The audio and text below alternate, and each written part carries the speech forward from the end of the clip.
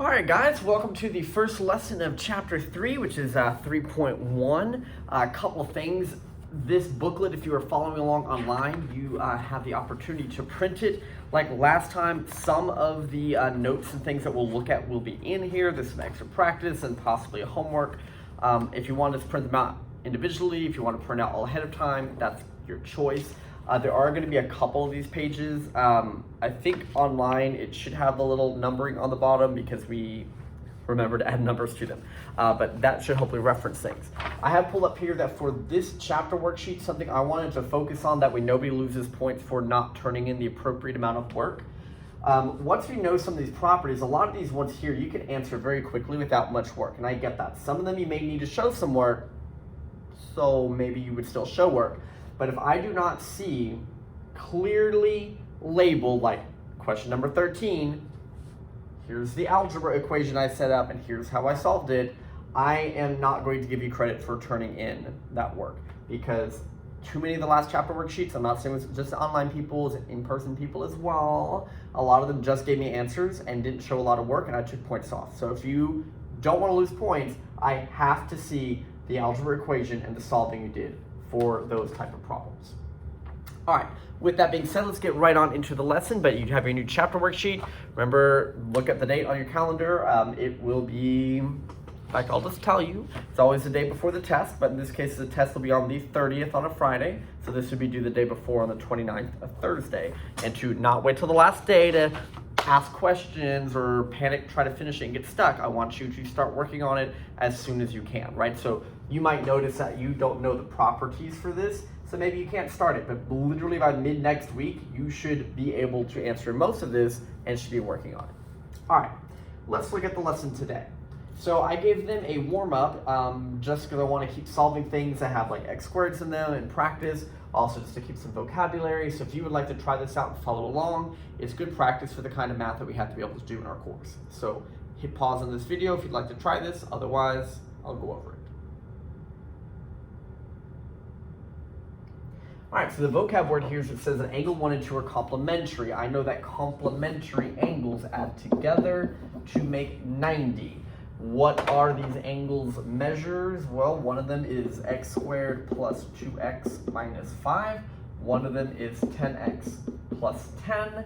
And I see that I have both regular x and x squared. And when that happens, the only way you can solve a problem is by factoring, right? If it's just x, start combining things, moving around, divide, right? If it's just x squared, move everything that way and square root. But you can't do that here. You've got to make it set equal to 0, and it should look like x squared, whatever the x is, whatever the number is, equals 0. So to me, I know I'm gonna have to subtract this 90 to the other side and just combine all this together. X squared has no friends, 10x and 2x combine together to 12. Let's see, 10 minus 5 is 5. 5 minus 90 is like negative 85 equals 0. Now that might be a large number, but generally this structure is what we're used to seeing when we go to factor. So I'm not going to say just factor this because it looks like it. Like this is the problem, this is how it gets mushed together to be able to factor. I'm not going to lie, 85 doesn't divide by 2. Might divide by 3, 8, 9, 10, 11, 12, 13. No, it doesn't. I know it can divide by 5, so let's check what that is and just like cross our fingers. Okay, 5 goes into 8 once with 3 left over. So 35, 5 goes into 5 17 times. And 17 minus 5 is 12. Woo! Okay, good, because otherwise I wasn't sure where we were going to find that. So that gives me my two factors of x minus 5 and x plus 17, which means the two possible solutions are x equals 5 and x equals negative 17. And again, I always say possible solution because you have to check that it doesn't make any angle or distance measure equal 0 or equal something negative. So I do have to check. 5 is probably going to be okay, but I'll check anyway. 5 plugged in here, 10 times 5 is 50, plus 10 makes 60. So it looks like measure of angle 2 can be 60. If I plug that into measure of angle 1, let's see, 5 squared is 25. 2 times 5 is 10. 25 plus 10 is 35. 35 minus 5 is 30. And then I can sort of check, right? These add up to 90, which is what complementary angles are supposed to do, so I feel pretty good about it. Now, negative 17 is a negative x. That doesn't specifically mean that this is out of the question. It does mean I need to just plug it in and check. And I'm not gonna lie, I didn't really want to deal with negative 17 squared. I was like, oh. So I went over here first, and I said, well, 10 times negative 17 is negative 170. Add 10 to that, it's still a hugely negative number. So that one doesn't work. So the only thing I'll label is that measure of angle 1 is 30 and measure of angle 2 is 60. Okay, but I do want to point out that if maybe in some magic universe, this other number plugged in and worked, and maybe measure of angle 1 was like 50 and measure of angle 2 was, was 40, and like it all worked out, added this to 90, like both of those answers plugged in and worked, then you would list this and be like this or this. In fact, your work would even show me, well, this one went here, this one went here, and I would be able to follow that along. Okay, but again, I just want to point out that it's possible for both x's to work and have two sets of answers. It's possible that only one works, right? But we always have to check. All right, so the actual lesson we're getting into is parallel lines and transversals. And today we're not going to focus so much on all the properties of parallel lines. That's coming up, but just generally that we know what a parallel line is, what a transversal is, some of the vocabulary about how angles are related to each other, and also there's a new word called skew. So I want to just write these things down, and this diagram is to help me like point some things out. So parallel lines are coplanar lines that do not intersect. So what we mean by that is they're on one sheet of paper. Here's a line, and here's another line that will never cross each other. That's called parallel. You're like, dude, I know what parallel is. I'm like, I know, but the being on the same plane, being coplanar, does matter. Some notation things to point out. Just like we've seen the big upside down T meant perpendicular, this sort of double tall line right next to each other means that those are parallel to each other. And sometimes they'll give the lines names like this, like little cursive L and cursive M. So if it says like L is parallel to M, like that's the same thing. Like they might use two letters in the line notation. They might give the line a specific name, but that does mean parallel, just like that big upside down T meant perpendicular. And on the lines themselves, you'll often notice them draw a little arrow for a set of parallel lines. It's kind of like when you have a rectangle, we have tick marks and maybe double tick marks. If I have, let's say, maybe two sets of lines that are parallel, they might notate that with like this one's parallel to this one and this one's parallel to that one. You kind of get a double arrow versus a single arrow. So just things like that to notice in problems that might be there, might help you. Okay, so a vocabulary word that you've likely not heard before is what's called a skew line. There are also lines that do not intersect, but they are not coplanar. And you're like, whoa, what am I even picturing about those? So skew lines don't cross each other, but you would never be able to connect them. So like, let's say for example, I'm going to give you some parallel lines with my arcs. Like here's a line, let's say they're parallel. It means I can take a sheet of paper and connect these two, because they're coplanar. Now I could take this and be like, well, what if I have this one and I move it up here? Well, this one's on this sheet of paper and this one's on this sheet of paper. If I can still connect a new sheet of paper between them, they're still parallel, like they can be connected by a plane. What's called skew would be like this, where one is shooting straight up and down over here, the other is shooting straight forward over here. They're not on the same sheet of paper because I can't, if I extend the piece of paper from here, it's just going to slice this at like a little point. It won't catch the whole line. And also, these are never going to cross each other because I go up and down for forever and you go straight out. Now, it doesn't have to be perfectly up and down. Like, it could be like tilted at a bit of an angle, but as long as one is going for forever and the other one is going forever and they're not able to be connected on a plane, they're called skew. So this, I'd be like, skew, skew, skew, skew, skew. Ah, parallel, right here they're parallel, just kidding, parallel. Skew, skew, skew, skew, skew. I have no idea why, but sometimes me being ridiculous, but skew, skew, skew, parallel, skew, skew, skew, skew. Helps you just remember, like skew, you're like, what the heck? Oh, that was he was being crazy doing the robot arms.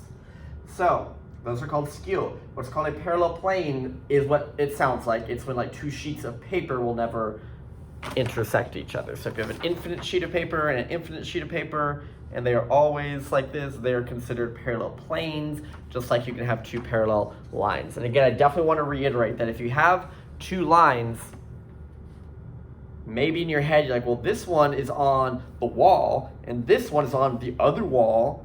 They're not on the same plane. Well, if I could draw a new floor that would connect those points, they're still considered on the same plane. Parallel lines can always have a sheet of paper drawn between them. Okay, skew lines cannot, and that's the big difference. So on like a little diagram, maybe to give you a little bit of a visual, if I said, could you find every segment that's parallel to this line DE, or just what would be parallel to DE? Well, I would say CF is parallel to it, and you could argue it's on this top plane. I could say that AH is parallel to it. You could argue that it's on like that side wall plane. But I'm going to argue that also BG is parallel to this. And you're like, but it's on different planes. I'm like, I know, but I could connect a diagonal sheet of paper inside this box that would go corner to corner. And that's why I want to kind of point out that they don't have, you don't have to like see the plane, but if they are still parallel, it means they could be connected with a new sheet of paper. Whereas skew lines, let's use the same DE. An example of lines that would be skew to that would pretty much just need to be on aiming another way. So like, let's say FG would go up for forever, but this is like, I mean, I know on the smartboard these would touch each other, but this sheet of paper is like pointing backwards for forever, and this is up for forever. This one would also be skew to DE. I would argue that this one and this one as well are both running like one sideways while one's going this way, and they're gonna be skew. Now, I would not call these two skew to DE. Now, they're not parallel either, but they do intersect at that point, so it's not skew or parallel, right? Skew and parallel are two different situations that don't cross each other. But again, parallel, you can connect with a sheet of paper no matter where they are. Skew, you would not be able to, but there would be situations that don't cross. All right, some more vocabulary. What's considered a transversal? And in class, I didn't necessarily make them write this down, but it was just to visually see something. A transversal is basically when a line crosses two other lines. And I have some different visuals of what that could look like. So if these are the two lines in question, then the line that crosses it, the two of them, that green one would be the excuse me, I'm burping. It would be considered the transversal for that. Now, I'm gonna skip and actually do this third one. Here it would depend what you're looking at. If my brain focuses on these two as the regular, we'll call them lines, then this green one is the transversal that crosses them twice. Okay, however, I could focus on a different set. I could say, what about this red line and this red line? The line that crosses both of them, this green one, would be the transversal. So in a much more complex diagram, there's like a lot of lines going all over the place, we would want to notice that we'll call the transversal the one that's in question. So like, for example, if I'm talking about maybe this angle and this angle, I want to know if there's a special name or property for them. What my brain sort of looks at is it looks at the intersection general area of these 2 points, and I'm looking for the line that connects those two areas together. That one would be considered the transversal. Why I skipped the one in the middle, and so I want to go back and look at this. Here, none of these lines are crossing two other lines. Like they all intersect each other at one point, but there is no location where I can have a single line touching the other two in unique places like I could in those. This would not have anything that's considered a transversal. All right. Next set of vocabulary words that we need to get in your head. And there are some little abbreviations for some of these. We'll have what's called consecutive interior angles. We're going to write it CIA. There is alternate interior angles. There are alternate exterior angles. And there's what we call corresponding angles. Now, this little picture over here is to try to highlight that when you have the two main lines and you have what's called the transversal. Even if there's other lines going on in this larger diagram, this is where my brain focuses. And within the two lines is called the interior angles. Beyond the two lines are considered the exterior angles. So usually the easiest ones to talk about are alternate interior and alternate exterior. It's where I have, let's say, 4 and 6, as well 3 and 5 are considered alternating interior because they're a set that's both on the inside, but they're on opposite sides or alternating sides of the transversal. So alternate interior angles would be like 4 and 6 or 3 and 5 in this diagram, again, because they're on opposite sides of the line, but both within. What we call alternate exterior angles is kind of the same thing, but outside. So if I'm looking at just these outside angles, 1 and 7 are on opposite sides, 2 and 8 are on opposite sides. Those would be the alternating exterior angles. The next set of words, let's go with CIA. Sometimes CIA, if you want to think about it, it would be like a same side interior angle, but we don't call it that for whatever reason. They're called consecutive angles. Consecutive usually means like next in line. So like they're consecutive, they are all just right next to each other. So for example, 4 and 5 are both on the same side of the line and inside. As well, 3 and 6 are both on the same side of the line, but both on the inside.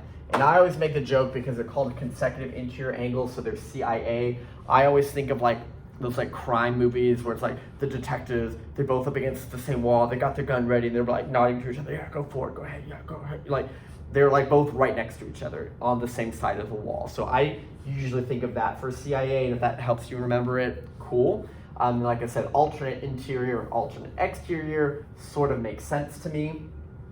Corresponding is basically an angle that is generally located in the same sort of place on the intersection. So what I mean by that here is that, now I'm not saying that these are congruent to each other, I'm just saying that angle 5 and angle 1 are both sort of on the upper left intersection when I'm looking at this transversal. So 1 and 5 would go together.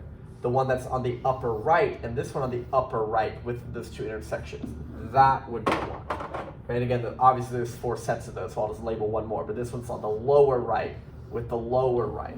Okay, those are what are considered corresponding, is because they're sort of in the same location and at different intersections. So different intersections, but we're both on like the top left or both on the top right. So with that said, usually what I have people do just to sort of practice this vocabulary, and I think this one I just did with them in class, and then there's one that I can have you practice in the packet if you printed it. But I said, okay, let's look at 1 and 5. So here's 1, here's 5. This is the transversal. They are in the sort of both in the upper and left of these two intersections. This is what we are calling corresponding angles. So they're sort of in the same spot, just in a different intersection. Okay, 4 and 6, I'm gonna have to keep erasing. So 4 and 6, again, here is the transversal in question. Those are on opposite sides of it, and these are both outside of the other two lines. So this is what we would call alternating exterior. Okay, 16 and 10, here and here are connected by this line. So this is a transversal. They are on opposite sides of it, and they are within these two lines. So this is alternate interior. 11 and 16. Let's find them. 11 and 16. So here is their transversal. They are on the same side of the wall, and they are on the inside. So when they're both right next to each other, so not like outside, but both right next to each other along that same side of the wall, that's what we're calling the CIA. Right? The detectives are like, hey, up against the wall, ready to go. Next we have 12 and 14. 12 and 14 are here and here, so this is the connecting transversal. They are on alternating sides of that, and they are both on the outside of these two lines, so these are alternating exterior. Lastly, 7 and 13, here and here are connected by this transversal. They are on alternating sides, and they are within those two lines, so alternating interior again. So it's really just vocabulary. You kind of have to just practice and like get in your head like anything else. So what I had them do, it's in the little notebook on page 4, I wanted them to try the first 8, right? So that, like a whole bunch of them, but I wanted them just to like look at 1 through 8, and I wanted to see, is there any vocabulary word that connects them? And then what I did not need them to do yet is write what the relationship is. Like, are those parallel? Are they like congruent? Are they supplementary? Is there anything I know about them? Right now we're like not focusing on that. I just want to focus on, do you know where the location is? Like, what's the name of that? And there are some vocabulary in here, hint, hint, that are not this, that we've already learned before. And so if it happens to be one of those things, you could also point that out. So the transversal, I'm just going to do the first one for you. So like 1 and 14, I would look at 1, I would look at 14, observe that this is the transversal line. This is a problem where they're both sort of in the same location of it, right? Because they're like same side, but one's in and one's out, like it's, oh, this is where they're sort of both on the up versus both on the left or right or down. This would be what's called corresponding. And what transversal is it on? They've given them letters. So it's either X, Y, A, or B. And so this connecting one here is X for this problem. So it's kind of hard for me to show you this and the picture at the same time. This is why they're doing it in their packet. If you would like to try out 1 through 8, pause this video right now. Otherwise, I'm going to give you the answers. Okay. And here they are. I will just point out I have a little bit of a typo here. I was spelling corresponding wrong. It's CORR is the abbreviation for corresponding. So that was my bad.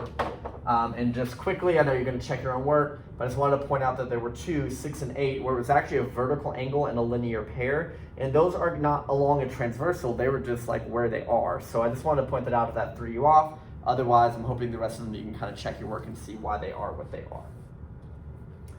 All right, the next thing I wanted them to do, just depending on class time, is I had them go to page 16. I'm not worried about this top part. It's sort of practicing the same thing we just did. I wanted them to think of, kind of like always, sometimes never, but I wanted them to come up with, is this true or false? And by true or false, what it means is false just means you can find at least one counterexample that would be the reason why it doesn't work. So you don't have to go, well, it could work if this is happening. It might not work if this is happening. If you say true, you're saying it's 100%. And if you're saying false, it means there's at least some situation. And I'm not going to lie to you, some of these are a little bit tricky, which is literally why I told them I just want y'all to read them over them with a partner, whatever you want to do. Think about these. I'm going to, again, show you the answer. And on my answers, I'm going to have a little bit of a drawing to point out. And I might try to quickly talk through them in case you got them wrong. But I would highly recommend trying to think through these things and just see what you get to. Because they're a little weird to think about. Okay, so I'm pausing the video. Okay. So here are the answers to at least most of them. I'll obviously have to scroll this up so you can see the ones below that. So if a line intersects one of 2 parallel lines, then it must intersect the other one. A lot of students will say true to this one. And the reason is our brain is so focused on, all of our math is on a sheet of paper. Like, well, for parallel and parallel, and this one's going to bump into this one, it's going to have to bump into the other one. Knowing that we're talking about lines, which means that they're permanently extending for forever in both directions. Because I've had people tell me like, well, this one's parallel, and this one's just shorter. I'm like, if it's a line, it's going to keep going. Okay, but an example of an intersection of 2 parallel lines. So here example are 2 parallel lines. I said pretend like this is a line on the floor and this is a line on the ceiling, and they also run parallel. Like I could connect them with a new wall. I could just have a line that runs in the ceiling that totally crosses the one but ends up being skew to the other one. So again, that's a usually commonly missed one, which is why I want to point it out. If 2 lines are coplanar, they have to be parallel? Well, of course not. You can have lines that cross each other. Two coplanar line segments have to be parallel if they don't have any points in common. Because they're segments and stop, unlike lines that will go on for forever even if it doesn't look like it, these don't have to be parallel segments in order to not touch. But if they were lines, then they would. Okay, two lines that are parallel to the same line must be parallel to each other.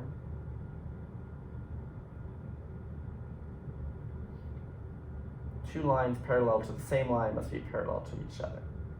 This one I think I had to think about a bunch because I was trying to be like, okay, well here's a parallel line, here's a parallel line, let's say on the same plane. And if I was like, well, this new one that's like way hovering in outer space, the problem is if I try to get those to only be parallel one and not to the other one, well this one can be connected with a new sheet of paper. And it's basically saying, would it have to also be parallel to the other one? Well, yeah, I can get a different sheet of paper that would connect those two as well. So if I have two lines that are parallel, that third one that goes with it, like they're all gonna be, they don't have to be like boom, boom, boom. It can be a boom, boom, boom, but there's always gonna be a way to connect those with sheets of paper. Okay, that kind of got messy, so I'm gonna erase it. We have if a plane contains one of two parallel lines, it must contain the other. I said no because, like my example, I could have like right along this seam between the wall and the roof be a parallel line, right along the floor and this wall a parallel line. Well, I also could consider this plane that's the wall as including both of them. Like, so if a plane contains one or two parallel lines, it has to have the other. Well, I can always connect two parallel lines with a plane. There is a sheet of paper I can connect them with, but does it mean that there's not a different plane out there that might only use one of them and not the other, right? So that's where we're being a little bit tricky about that. Any two lines that are truly parallel can be connected by a plane. It doesn't mean there aren't other planes that might include that. But yeah, so here's kind of the rest of them. If a line is parallel to a plane, then it's parallel to every line in the plane. Not necessarily, because if I'm parallel, like hovering above this sheet of paper, then of course I'm parallel to a line that I could connect with a new piece of paper. But there could other be lines that are skew. If two lines are perpendicular to the same line, they have to be parallel to each other. This is again like the first one. If we were on the same sheet of paper, the answer would be true, 100%. But when we're allowed to have different weird sheets of paper, I can have situations where two lines that are perpendicular to the same one, so let's say this blue line is the same line in question. This red one running this way is 90 degrees to it. The green one running this way is 90 degrees to it. And those lines compared to each other are not parallel, right? Whereas on a single sheet of paper, if everything has to stay on a single sheet of paper, it is true. Over here, it's not. All right. But again, just thought I'd kind of throw that out there. And if you have specific questions, of course, let me know. I'm not expecting you to be like a genius at this. I expect most students to miss several of these and for us to just kind of talk about it. And there'll be another day in the future where I'll give you a similar set of questions with always, sometimes, never to sort of rethink about this type of stuff again. All right. The homework mostly focuses on like the vocabulary of transversals, locations of angles, like what's skew and not. So it's not going to ask you a bunch of like this kind of stuff yet. But anyways, good luck, have fun. Of course, always jump on the Zoom calls if you have questions. Oh, the homework. Hello, I almost paused the video without showing you the homework. It is out of the textbook. Here are the questions, odd, and then the rest of them. Your next quiz won't be until next week on Thursday, right? This is Friday's video, so this is going to be next week on Thursday. And of course, the test won't be for, another week or two after that, but the chapter worksheet will be due right after that, and should start looking at that as soon as we feel like we can answer questions. All right, now I'm done. Bye, guys.